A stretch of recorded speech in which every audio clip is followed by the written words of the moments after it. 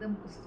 नमस्कार, मी दिनकर शिंदे. आपण पाहताय डीएस न्यूज. तुमचं मत माझं मत मध्ये आपलं स्वागत. मित्रांनो, महत्वाची माहिती मी आपल्या समोर घेऊन आलो आणि ती म्हणजे अशी आहे, मनोज जरांगे पाटलांचं आंदोलन हे स्थगित होणारच नाही अशी भूमिका घेऊन काही लोक या महाराष्ट्रामध्ये वाट पाहत बसले होते.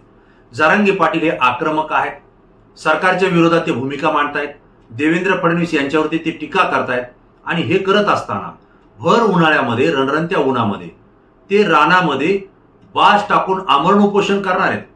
कोट्यवधी मराठा समाजाला त्यांनी आवाहन सुद्धा केलंय की आंतरवाली सराटीकडे या. अशी जर परिस्थिती उद्भवली आणि जरांगे पाटलांचं आंदोलन हे 1, 2, 3 दिवस जरी लांबलं तरी महाराष्ट्राची परिस्थिती काय होईल याचा अंदाज अनेक जण बांधत होते. अनेकांना वाटत होतं की जरांगे पाटलांचं आंदोलन हे चालत राहावं, सरकार आणि मराठा समाज यांच्यामध्ये वाद विकोपाला जावा आणि याच पद्धतीची भूमिका घेऊन अनेक जण माध्यमांसमोर सोशल मीडियावर वेगवेगळ्या प्रतिक्रिया नोंदवत होते, वेगवेगळ्या भावना त्या ठिकाणी व्यक्त करत होते. सरकारचं कसं चुकतंय असंही सांगणारे तेवढेच होते, किंबहुना जरांगे पाटील कसे चुकतायत हे सांगणाऱ्यांची संख्या त्याही पेक्षा जास्तीची होती. डीएस न्यूजच्या माध्यमातून मी आपल्याला सांगितलं होतं की जरांगे पाटलांचं आंदोलन एवढं तीव्र आणि टोकाचं असेल की राज्य सरकारला त्याचा विचार करावा लागेल. एवढंच नाही तर डीएस न्यूजच्या माध्यमातून मी राज्य सरकारला सुद्धा विनंती केली होती की हे आंदोलन होणारच नाही, हे तात्काळ थांबेल अशाच पद्धतीची भूमिका मुख्यमंत्री देवेंद्र फडणवीस आणि राज्याच्या शिष्टमंडळानं त्या ठिकाणी घेणं गरजेचं आहे. कारण उपोषण जर एकदा सुरू झालं तर शब्दाला शब्द लागेल, मागण्या वाढतील किंवा मागण्या पूर्ण होतील न होतील आणि मग मात्र आंदोलनाची तीव्रता वाढू शकते. आणि खरोखर जर मराठा समाज आणि मनोज जरांगे पाटलांच्या आंदोलनाची जर तीव्रता वाढली असती तर महाराष्ट्रामध्ये वेगळी परिस्थिती निर्माण झाली असती. हे सांगण्याचा प्रयत्न सुद्धा मी डीएस न्यूजच्या माध्यमातून केला होता. पण या ठिकाणी जरांगे पाटलांनी जे आमरण उपोषण केलं ते अवघ्या 15 तासामध्ये स्थगित करण्यासाठी, थांबवण्यासाठी राज्य सरकारला या ठिकाणी यश आलंय. म्हणजे संपूर्ण गेम या ठिकाणी चेंज झालाय, गेम बदललाय. नेमकं या गेम बदलण्यामध्ये गेम चेंजरची भूमिका कोणी पार पाडली हा प्रश्न आहे. महत्वाचा विषय असा आहे, जरांगे पाटलांनी ज्या मागण्या केल्या होत्या या मागण्या यापूर्वीच मुख्यमंत्री एकनाथराव शिंदे असतील किंवा मुख्यमंत्री देवेंद्र फडणवीस असतील, या दोन्ही सरकारमध्ये बहुतांश मागण्या त्या ठिकाणी मान्य केलेल्या आहेत. त्याच्यावरती राज्य सरकारनं अंमलबजावणी सुद्धा केलेली आहे. परंतु काही ठिकाणी अडथळा येत होता, त्या मागण्या पूर्णत्वास जात नव्हत्या किंवा त्या विलंब लागत होता. अशा परिस्थितीमध्ये जरांगे पाटील मराठा समाजाशी चर्चा करत असताना समाजाच्या भावना तीव्र होत्या, संतप्त होत्या आणि त्याही पुढे जाऊन जरांगे पाटलांची भूमिकाही अत्यंत संतप्त झाली होती.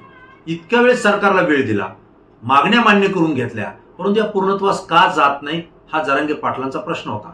आणि त्यामुळे टोकाची लढाई लढायची, आरपारची लढायची आणि देशामध्ये कोणीही असं आंदोलन केलं नाही अशा पद्धतीचं आंदोलन आपण करायचं. आणि म्हणून अग्नी दिव्य आमरण उपोषण असं त्यांनी उपोषण पुकारलं, जे भर उन्हामध्ये कुठल्याही सावलीविना, पाणी आणि अन्नाचा थेंबही न घेता त्या ठिकाणी आमरण उपोषण करायचं आणि मग आपला यामध्ये जीव गेला तरी चालेल पण मी मागे हटणार नाही ही भूमिका जरांगे पाटलांनी घेतली. खरं म्हणजे जरांगे पाटलांच्या या भूमिकेमुळं अनेकांच्या पायाखालची वाळू घसरली, अनेकांना घाम फुटला, सरकारला सुद्धा घाम फुटला असं म्हणलं तरी काही वावगं ठरणार नाही. कारण जरांगे पाटलांच्या जीवाची जबाबदारी सरकारची होती.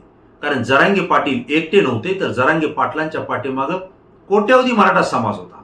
जर जरांगे पाटलांच्या केसाला जरी धक्का लागला असता तर मराठा समाजाच्या तो जीवाला धक्का आहे असं समजणारा हा मराठा सेवक आहे.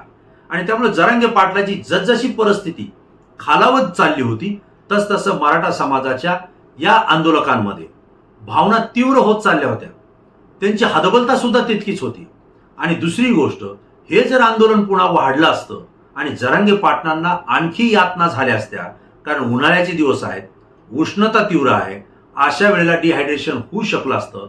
जरांगे पाटलांची तब्येत अगोदरच नाजूक आहे. अशा परिस्थितीत जर आणखी त्यांची तब्येत बिघडली असती आणि तासनतास उपोषण आंदोलन वाढत गेलं असतं तर मग मात्र मराठा समाजाची पुढची दिशा सुद्धा ठरलेली होती. आणि ती दिशा, ती भूमिका आणि ते आंदोलन राज्य सरकारला परवडणारं नव्हतं हे मी सातत्यानं सांगत होतो.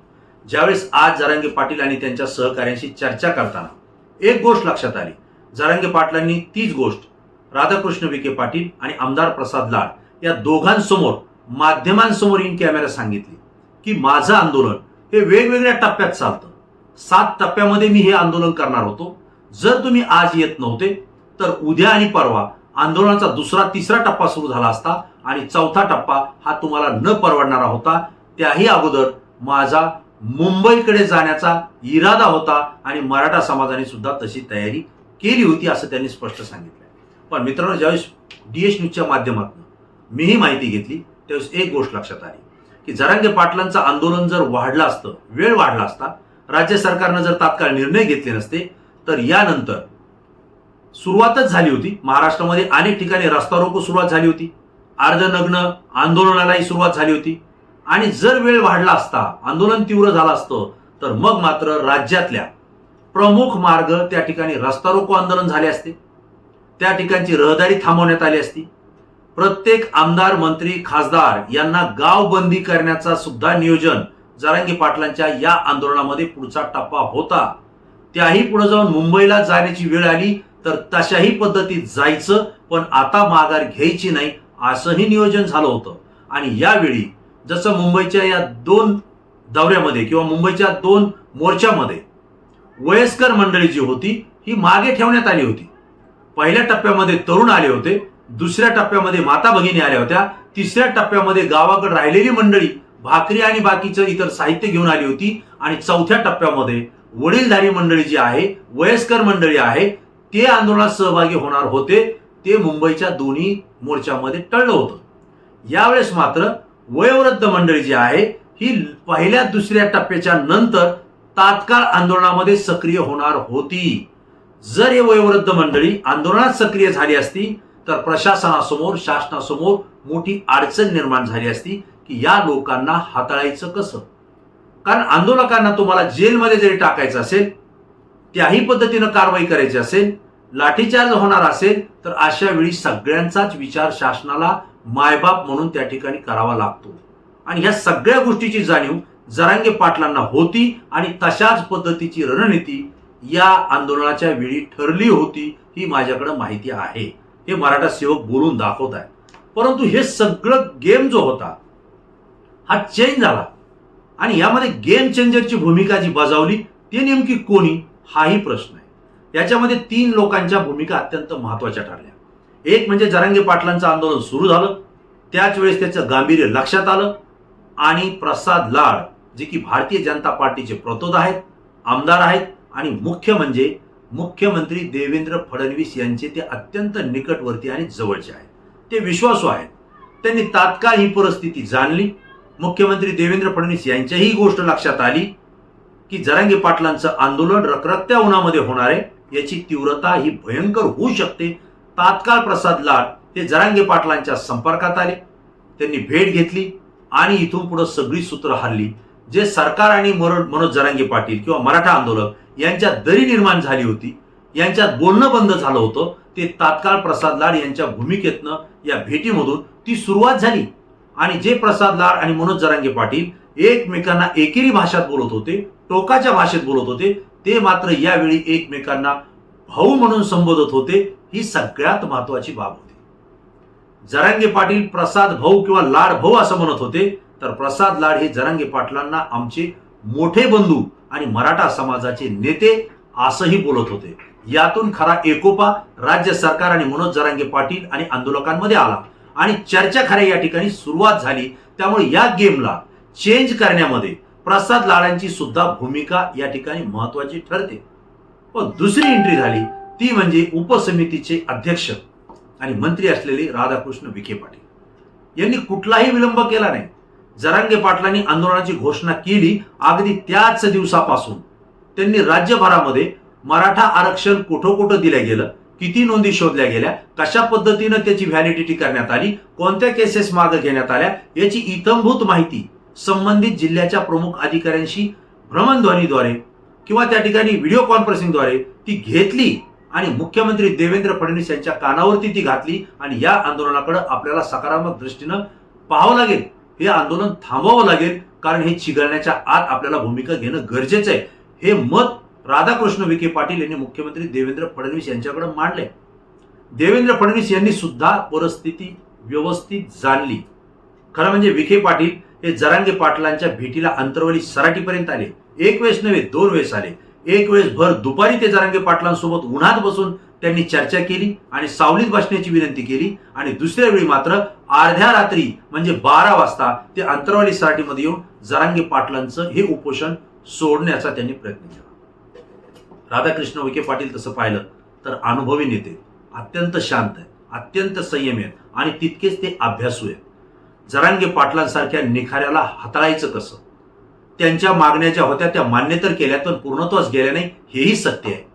पण राज्य सरकार सगळी भूमिका सकारात्मक घेत असताना खालची काही मंडळी, खालचं काही प्रशासन, खालचे काही अधिकारी यामध्ये कुठं आडकाठी आणतायत का हे सुद्धा त्यांनी शोधलं आणि जरांगे पाटलांच्या नजरेसमोर आणून दिलं. त्याच वेळी मुख्यमंत्री देवेंद्र फडणवीस यांच्या सुद्धा नजरेवर ही बाब त्यांनी आणून दिली. खरं म्हणजे जरांगे पाटील राधाकृष्ण विखे पाटील यांच्या विरोधात सुद्धा आक्रमक बोलले, परंतु राधाकृष्ण पाटील यांचा अनुभव आणि संयम पाहता जरांगे पाटलांसुद्धा त्यांच्यासोबत चर्चा करावी लागली. त्यांच्याही 2 गोष्टी ऐकून घ्याव्या लागल्या आणि त्यांनी जे पटवून दिलं त्यांना ते पटलं सुद्धा. हे सुद्धा मी आवर्जून सांगतोय. राधाकृष्ण विखे पाटलांनी मराठा अभ्यासकांनाही त्या ठिकाणी समजावून सांगितलं, जरांगे पाटलांनाही सरकारची भूमिका समजावून सांगितली आणि तुमच्या आराखड्यामध्ये हे आरक्षण कायदा आणि घटनेच्या चौकटीमध्ये बसून कशा पद्धतीनं तुमच्या मागण्या पूर्णत्वास नेल्या जाऊ शकतात हे सुद्धा त्या ठिकाणी पटवून दिलं. आणि म्हणून जरांगे पाटलांनी त्याला होकार दिला. इथं गेम चेंजर म्हणून राधाकृष्ण विखे पाटील यांची भूमिका सुद्धा महत्वाची ठरते. तिसरी व्यक्ती याच्यामध्ये ते म्हणजे राज्याचे प्रमुख भारतीय जनता पार्टीचे नेते आणि मुख्यमंत्री देवेंद्र फडणवीस यांचे. देवेंद्र फडणवीस हे अभ्यासू आहेत, जाणकार आहेत, संयमी आहेत आणि पुढची परिस्थिती काय निर्माण होऊ शकते याचा अभ्यास बांधणारं ते नेतृत्व आहे. चुकीचे लोक त्यांच्या सोबत आहेत, चुकीच्या पद्धतीनं ते वक्तव्य करतायत आणि त्यामुळे 2 समाजामध्ये दरी निर्माण होते. त्याचा रोष मुख्यमंत्री देवेंद्र फडणवीस यांच्यावर येतोय. हा भाग वेगळा, परंतु देवेंद्र फडणवीस व्यक्तिशः प्रत्येक प्रश्नाची सखोल माहिती घेऊन ती सोडवायची कशी याच्याविषयी कारवाई करणारे नेते. या पद्धतीत देवेंद्र फडणवीस यांच्या एक गोष्ट लक्षात आली. आज देशामध्ये आणि महाराष्ट्रामध्ये विशेषतः पेट्रोल, डिझेल आणि गॅस सिलेंडरचे भाव वाढलेले आहेत. विशेष म्हणजे या इंधनाची टंचाई सुद्धा होतीये. अनेक पेट्रोल पंप, डिझेल पंप बंद केल्या जात आहेत. त्यामुळे महागाईचे चटके या ठिकाणी सहन करावे लागत आहेत आणि अशा परिस्थितीमध्ये राज्यातली जनता त्रस्त आहे. चीड निर्माण झालेली लोकांच्या मनामध्ये की डिझेल, पेट्रोलचे भाव वाढ झाली आहे, महागाई वाढलेली आहे, टंचाई सुद्धा जाणवते आणि हा जो काही रोष आहे हा शांत करण्यासाठी राज्य सरकार त्या ठिकाणी प्रयत्न करत आहे. आणि हे प्रयत्न करत असताना जर जरांगे पाटलांनी तीव्र स्वरूपाचं जर आंदोलन उभा केलं आणि ते आंदोलन जर लांबलं, जरांगे पाटलांची तब्येत जर बिघडली आणि परिस्थिती जर हाताबाहेर गेली तर महाराष्ट्रामध्ये वेगळं चित्र निर्माण होईल. पहिलाच असंतोष, तो जो रोष आहे तो रोष वेगळा आणि जरांगे पाटलांच्या आंदोलनामध्ये कोट्यावधी मराठा समाज रस्त्यावर जर उतरत असतील, वेगवेगळ्या पद्धतीचे आंदोलन करणार असतील तर मग मात्र हा निर्माण होणारा रोष आणि हा पहिला रोष हे दोन्हीचं एकत्रीकरण झालं तर महाराष्ट्र जो शांत आहे तो अशांत व्हायला वेळ लागणार नाही आणि याचे परिणाम महायुती सरकारला सहन करावे लागू शकतात किंवा या पुढच्या येणाऱ्या निवडणुकीमध्ये याचे मोठे परिणाम सुद्धा आपल्याला भोगावे लागू शकतात. याची जाणीव चाणाक्ष असलेल्या मुख्यमंत्री देवेंद्र फडणवीस यांच्या लक्षात आली आणि त्यांनी ठरवलं की काही हो, या आंदोलनाच्या संदर्भात हे आंदोलन थांबलं पाहिजे. मग मागण्या कोणत्या मान्य केल्या आहेत तेही त्यांनी तपासलं. मागण्या मान्य केलेल्या आहेत, पूर्णत्वास न्यायला काही वेळ लागत नाही कारण शासनानं ठरवलंय. मागण्या मान्य केलेल्या आहेत, मग त्या पूर्ण करायला शासनाला किती वेळ लागणार. त्यामुळे ही जे काही एकोपा झाला आणि देवेंद्र फडणवीस यांनी स्पष्टपणे विखे पाटील आणि प्रसाद लाड दोघांनाही ताकद दिली आणि सांगितलं की तुम्ही यावरती चर्चा करा, ज्या मागण्या आहेत त्या मान्य करण्याच्या संदर्भात माझ्याशी चर्चा करा, प्रशासकीय अधिकाऱ्यांशी चर्चा करा आणि तातडीनं यावर कारवाई करण्याची भूमिका त्या ठिकाणी घ्या. माझा पूर्ण तुम्हाला पाठिंबा आहे, माझी पूर्ण तुम्हाला संमती आहे. आणि त्यानंतर हे जे काही बळ राधाकृष्ण विखे पाटील आणि प्रसाद लाड यांना मिळालं त्यानुसार ताकदीनं या दोघांनी मनोज जरांगे पाटील आणि आंदोलकांशी त्या ठिकाणी चर्चा केलेली आहे. मित्रांनो, या दोघांनी सुद्धा या बैठकीमध्ये सांगितलं होतं की या सगळ्या आराखड्याला आणि मराठा समाजाच्या मागण्यांना म्हणजे जरांगे पाटलांच्या मागण्यांना मुख्यमंत्री देवेंद्र फडणवीस यांनी सहमती दर्शवली आहे आणि संमती सुद्धा दर्शवली आहे. त्यांच्या संमतीनं ही सूचना काढण्यात येईल असं त्यांनी स्पष्ट सांगितलंय. आणि म्हणून इथं सुद्धा गेम चेंज झाला आणि यामध्ये गेम चेंजर म्हणून देवेंद्र फडणवीस यांची सुद्धा भूमिका ही महत्वाची ठरली आहे. आता यात झालंय काय, ज्यांना हे आंदोलन थांबावं वाटत नव्हतं, हे चिघळावं वाटत होतं, त्यांच्या भावना या ठिकाणी चकनाचूर झाल्या. कारण हे सगळं गेमच बदलून गेला. ह्या तिघही गेम चेंजर ठरलेत, यात काही दुमत असण्याचं कारण नाही. पण सगळ्यात महत्वाची भूमिका पार पाडली ती म्हणजे मनोज जरांगे पाटलांनी. मनोज जरांगे पाटील हे दिसतात तितके साधे नाहीयेत, ते दिसतात तितके भोळेही नाहीयेत. ते ज्या पद्धतीनं भाषा वापरतात ती तशी भाषाही त्यांची नाहीये. परंतु हे सगळं करत असताना या मागं एक अभ्यासू चेहरा हा मनोज जरांगे पाटलांचा आहे. सरकारमध्ये आणि आंदोलकांमध्ये जी दरी निर्माण झाली होती ती प्रसाद लाड यांनी एक वक्तव्य केल्यानं जरांगे पाटलांनी ते हेरलं आणि प्रसाद लाड यांनाच आंतरवाली सराटीपर्यंत बोलवलं. थेटपणे मुख्यमंत्र्यांचाच माणूस आपल्यापर्यंत आणून पोहोचवला आणि त्यांच्यापर्यंत आपल्या भावना व्यक्त करून देवेंद्र फडणवीस हे सकारात्मक आहेत, परंतु खालची मंडळी कशी चुकीची आहे, आमच्याबद्दल कसे चुकीचे कानं भरल्या गेलेत हे त्यांनी प्रसाद लाड यांच्या जवळ सांगितलं. आणि प्रसाद लाड यांच्या लक्षात आणून दिलं की मराठा समाज हा कोणाच्याही विरोधात नाही, जो आमच्यासाठी सकारात्मक निर्णय घेईल त्याच्या पाठीमागे आम्ही सकारात्मक राहू. हे प्रसाद लाड यांनाही पटलं. त्यांनीही विश्वास दिला की मुख्यमंत्री देवेंद्र फडणवीस हे मराठा आरक्षणाच्या विरोधात नाहीयेत, ते सुद्धा सकारात्मक आहेत. त्यामुळे तुम्हीही गैरसमज करून घेऊ नका. आपण मुख्यमंत्री देवेंद्र फडणवीस आणि मनोज जरांगे पाटील या दोघांचीही भविष्यात एकत्रित भेट घडवून आणू असं सुद्धा प्रसाद लाड यांनी माध्यमांशी बोलताना सांगितलं होतं. हे सगळ्या घटना घडत असताना जरांगे पाटलांनी आपल्या ज्या मागण्या आहेत त्या पूर्णत्वास नेण्यासाठी या लाईव्ह कॅमेऱ्यासमोर इन कॅमेरा या सगळ्या मांडल्या. सगळं त्या शिष्टमंडळाकडून वधवून घेतलं. मुख्यमंत्री देवेंद्र फडणवीस याच्यामध्ये संमती आहे हे सुद्धा त्यांनी बोलवून घेतलं. आणि जरांगे पाटलांना जे अपेक्षित होतं त्या सगळ्या मागण्या ज्या मान्य झालेल्या होत्या त्या पूर्णत्वास नेण्यासाठी सुद्धा त्यांनी मान्य करून घेतलेल्या आहेत. म्हणजेच या ठिकाणी आंदोलनाची तीव्रता केल्याशिवाय सरकार आपल्या सोबत येणार नाही किंवा आपल्या जवळ येणार नाही हे जरांगे पाटलांना माहित होतं. आणि जरांगे पाटलांची ही भूमिका टोकाची होती.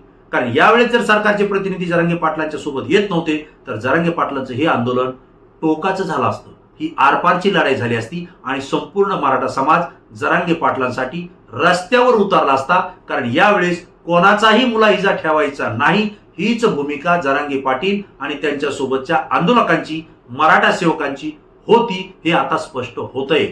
आणि त्यामुळं सरकारनं घेतलेली भूमिका आणि जरांगे पाटलांनी घेतलेली भूमिका यामध्ये जरांगे पाटील हे सुद्धा गेम चेंजर ठरतायत. मित्रांनो, या सगळ्या घडामोडी जर पाहिल्या तर महाराष्ट्रासाठी एक आनंदाची बाब आहे की महाराष्ट्रात उद्भवणारी जी परिस्थिती आहे ती या ठिकाणी निवळलेली आहे. जरांगे पाटलांचं आंदोलन स्थगित झालेलं आहे आणि ज्या खेळाची वाट काही लोक पाहत होते तो खेळ तो गेम या ठिकाणी पलाटलेला आहे आणि गेम चेंजर म्हणून हे चौघही आपल्या समोर आलेले आहेत. आता प्रश्न असा आहे, तुम्हाला काय वाटतंय की जरांगे पाटलांचं आंदोलन स्थगित करण्यासाठी नेमका गेम चेंजर कोण आहे? देवेंद्र फडणवीस आहेत, राधाकृष्ण विखे पाटील आहेत, आमदार प्रसाद लाड आहेत की स्वतः संघर्ष योद्धा मनोज जरांगे पाटील आहेत? तुमचं उत्तर तात्काळ या व्हिडिओच्या खाली कमेंट्स बॉक्समध्ये द्या. कारण तुमची प्रतिक्रिया संपूर्ण महाराष्ट्रातून असते, ती अत्यंत अभ्यासू असते म्हणून आमच्यासाठी महत्त्वाची असते. मित्रांनो, जाताना विनंती करेल की DS न्यूजला जर अजूनही आपण सबस्क्राईब केलं नसेल तर तात्काळ सबस्क्राईब करा आणि असेच नवनवीन व्हिडिओ पाहण्यासाठी आमच्या संपर्कात राहा. माहिती आणि व्हिडिओ आवडले असेल तर जास्तीत जास्त मित्रांना शेअर करून आम्हाला सहकार्य करा. पुन्हा नवीन विषय नवीन माहिती घेऊन आपल्या समोर येईल. तोपर्यंत धन्यवाद.